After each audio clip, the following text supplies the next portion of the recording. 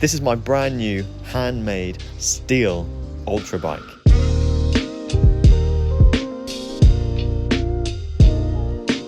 So this whole bike has been built, created, designed and put together with one pretty clear purpose, which is to race ultra distance road races as fast as possible. And that's quite a specific, unique use factor, which leads to building quite an interesting bike. I will start obviously with the frame. This is, like I said, handmade steel frame from Aflano Frameworks up in Leicester. I met Pete at the end of Via Race last year, the race that I didn't finish, and we had a great chat about, hypothetically, what would be the perfect ultra bike. How would you build it? What material would it be made out of? What's the geometry look like? And then I asked him quite cheekily at the end of that chat, hey Pete, do you want to make me a frame? And he said, yeah, sure. And here we are, 6 months later. I measured up all my bikes. I took the measurements that I liked from some of the bikes that felt good for ultra racing and kind of edited them slightly and sent them over to Pete. And he put it up in his bike CAD software. And we kind of tweaked the geometry for a few weeks until I was really happy with it. Because I like how long the TCX is, the bike that I did Badlands on, but it was just a little bit too high up, just because it was a cross bike originally. So we brought it down, but I didn't like it. It was a little bit too long. So we've shortened it a little bit, but then the bikes like the Madone and the TCR that I've ridden are just too short for ultra racing. They feel too twitchy. So we tried to hit like a really happy medium in the middle, where it's twitchy enough that I want to ride it and it feels agile enough that I want to ride it. It's not too relaxed and feel like I'm driving a bus, but it's long and stable enough that it's comfy over 2,000, 3,000, 4,000 kilometre rides. And after test riding it in Mallorca for the last few days, it is definitely that. So we did go steel. It's a Columbus tubing. I'm not sure exactly what tubing is on there, to be honest. That's Pete's expertise. And then we were going to leave it originally bare steel, but we decided at the last minute, Pete convinced me to go white powder coat, and it looks fantastic.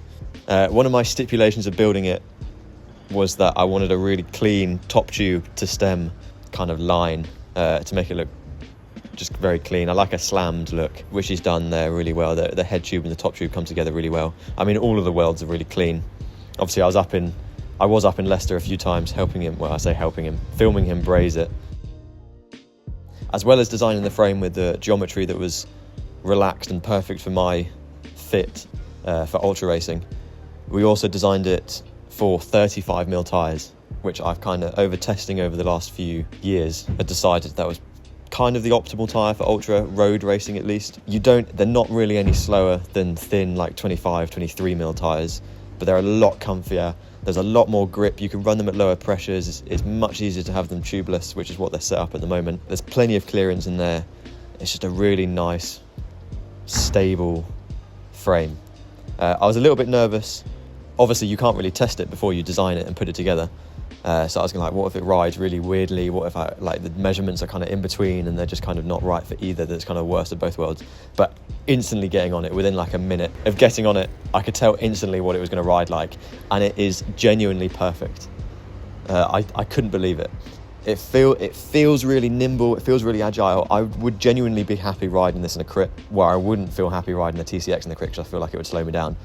But this feels really nimble, really agile, and it feels really stable, really comfy. I can go like no hands on it in the wind and it feels absolutely fine, whereas a bike that's a little bit more twitchy, I wouldn't feel as comfortable doing that. It feels really nice in the extensions in the TT bars that I had on it the other day. It genuinely feels perfect. We also added a couple little unique features on the frame. I wanted to put more water on the frame. I wanted to have less in my pack basically, and to be able to keep more on the frame just so I can stop less.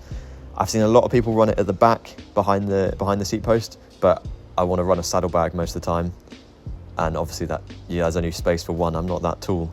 I've seen a lot of people run it underneath the down tube, but I'm like, as soon as you get a little bit wet or it gets a little bit muddy, you can't use the bottle because there's crap all over the bidon. So I thought, I haven't really seen it before, but I was like, let's stick it up there. There's nothing really normally going on there on the frame, that third bottle cage. Stuck it up there. That was a bit of a risk. I'm like, what if it doesn't really fit there properly? What if it kind of touches the inside of my legs? But no, absolutely perfect there as well. And then Pete has stuck his the Aflano logo in a stainless steel raised above the rest of the frame there on the down tube facing inwards, and then we took the paint off the top of it, and it looks clean. I could talk about this frame for hours, but I'm going to cut it there to save this video from being about 20 hours long. The forks, another thing I wanted to be internally routed hoses. We've got wireless group set on at the moment. It'll always be a wireless group set, so it's just the hoses that got to go through the stem. That was a little bit of a pain, but Pete ended up going for the new Columbus forks that have got like a funky shaped steerer tube. So the two hoses run either side of the steerer tube through the top bearing and then go their separate ways. It was a bit of a pain setting up, but it's fine now. I feel comfortable swapping that out if I ever get a problem with it now. The forks feel really nice. I mean, they feel like any other pair of carbon forks, to be honest. Just pretty easy to work with after the setup. Nice and aero. There's got no thread hole on this side, which is quite nice. And it's got a funky little magnetic door, I guess, to the bolts on the front side. Stem, I bought the Envy stem just because I thought it was the nicest looking stem that's around, really, that isn't kind of integrated with a specific frame. You see it on all of the new bespoke steel frames that you see at shows and stuff, so wanted to get involved in that. And it's got the out front mount as well, which was really important for me, because I wanted the bars as clean as possible to have the clip-on TT bars on there, which I'll put on in a minute. But yeah, really happy with that stem. Feels good so far. It's 110 mil long as well. And then the bars, they're 38 centimetre wide data bars, which, because they measure end to end, is essentially 36 centimetre handlebars. No flare. I'm probably going to change those to some bars with some flare at some point, like 36 to 38, 39. But I just couldn't find any that were round at the top. But those feel pretty good at the moment, because they've got a flat surface either side and enough round handlebar that I can get my clip-on TT bars on there. And then I've just got some gel cork handlebar tape, stuff I swear by. Whatever the cheapest handlebar tape you can find, that's the best handlebar tape. Yeah, and then I've got my Wahoo Roam. I'll probably try a few different computers out over the next few months to see what the best one is for ultra riding, but pretty happy with the Roam, to be honest. Nice big screen, roots are good, no touch screen, which is a must. And then at the moment I've got my 360 mount underneath. You know, normally for races I'll have my the exposure light on there as well. Seat post, I just went for a carbon seat post on AliExpress. You know, does the job. Saddle, Physique very kindly sent me, or Extra and Physique, I finally sent me one of the 3D printed funky ones, the Argo Adaptive. And yeah, feels good so far. I'll have to do a lot more testing on it, decide whether or not I'm going to use it for a super long race, but first impressions are really good. Nice and light as well. So yeah, happy with that saddle so far. Bottle cages as well, just from AliExpress, whatever the cheapest ones were. I'm not too fussed on that sort of stuff. Chain set, I've gone for an Ultegra chain set that I had lying around with a 44 tooth 1x chain ring. This will change over time again, but it was kind of most appropriate for this trip that I'm on at the moment in Mallorca. It's not too small, but it's not too big. It's been okay so far. I'll let you know once I go up Sacalobra. Inside the chain set, one of the most important parts of an ultra bike, a bike that's built for going over 2,000, 3,000, 4,000 kilometers as fast as possible with no problems, is the bottom bracket. And SN Vitae very nicely, very kindly sent me out a bottom bracket. We just went for a normal, I wanted to go threaded, press fit. Even though press fit nowadays is kind of okay, I didn't really want that risk of press fit. Threaded, I think just a little bit more durable over time, just a little bit less chance of, creaking or anything like that. So it's just a standard 68 BSA thread shell, and then the bottom bracket, obviously the black SN Vitae. That bottom bracket is absolutely perfect. That is by far the best bottom bracket I've ever used, seen. The tolerances on it were incredible. Pete just put it in most of the way with his hand, with his fingers, and then it comes with its own tool that slots on there perfectly machined, and it spins absolutely beautifully. Like, I can feel it riding along, how nice it is, which I've never been able to feel with any other bottom bracket, and I'm pretty confident that is going to last me forever. Super happy with that, and thank you SN Vitae. And then on the chain set I've got the SPD pedals, just some bog standard ones. You don't need to buy expensive SPD pedals. More heavy duty, the less chance they'll break really as well. I don't think I'll ever use road pedals for an ultra road race unless it's like 400 or 500 kilometers, but even then I might go SPD. Wheels, these won't be the wheels I'll race on. These are just the wheels that I borrowed from a mate. Cheers, Red, because my Bontrager ones that I'd normally use I noticed the sidewall was cracked just before I came out, which wasn't ideal, a little bit stressful. And on top, really excited to try these out. These are the Pirelli P0 Race TLR tyres. There's a little bit of buzz about these because they brought them out in 40mm. Obviously these aren't the 40mm, these are the 35s, but these are brilliant. They're currently set up tubeless. I didn't put any sealant in there. I literally just put them on the wheels and pumped them up really hard and really fast, and they kind of popped on really nicely. So I'll probably put some sealant in there eventually, but right now they're fine as they are. Definitely be riding 35mm tyres on this bike forever. Now, group set. This will definitely change over time, but as it's set up at the moment, I've got the wheel top shifters connecting to the wheel top rear mech wirelessly. The shifting is absolutely fine. Like I said in my review a few videos ago, shifting's fine. It can be a little bit finicky, but I've not actually had to adjust this at all in the last week that I've been riding it. It's just kind of been doing its job. Feels really nice, the shifting. The buttons are a lot more responsive, I found, than SRAM, at least SRAM that's been used for a year or so. And that pairs nicely with the SRAM cassette that I've got on there, the 12-speed. I've got it at 1036 at the moment. If I could have it like a 1038, a 1040, I probably could, but I'm not really sure if they make those. Just with the SRAM flat top chain that pairs with the Shimano chain set. So I've got 3 different group sets on this kind of at the moment, but it works, which is all that matters. The brakes have been a little bit of an issue.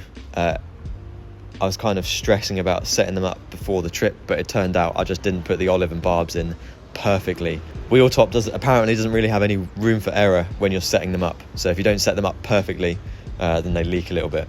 But as soon as I sorted that out, it was fine. And I've bed in the new brake pads. So the brakes now are working fine. It was just a little bit tense for the first couple of days there. I have got a Shimano caliper on the front. That was just kind of trying to diagnose the problem. Yeah, I'm pretty happy putting the wheel top back on now. And then it's the normal wheel top one caliper at the back. Got the Columbus stickers on the frame as well. I think that's pretty much it for the stuff that you can see on the bike at the moment.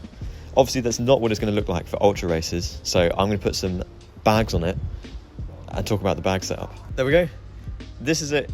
Probably it's most packed, it's most full. I don't imagine there's much else I'm going to put on it for a long race, but this is probably what it will look like for a 4,000 kilometer VO race, for example. I've gone for this trip, I've gone for the double Tearfund bags on the frame. I've never used a top tube bag before. In fact, I put that on upside down. I put that on the wrong way around. 2 secs.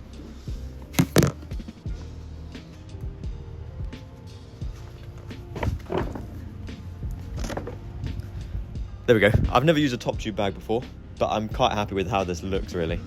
It looks quite balanced with the top tube bottle on there as well. It's quite even. So I'm probably going to keep that, and it's quite useful having something right in front of you.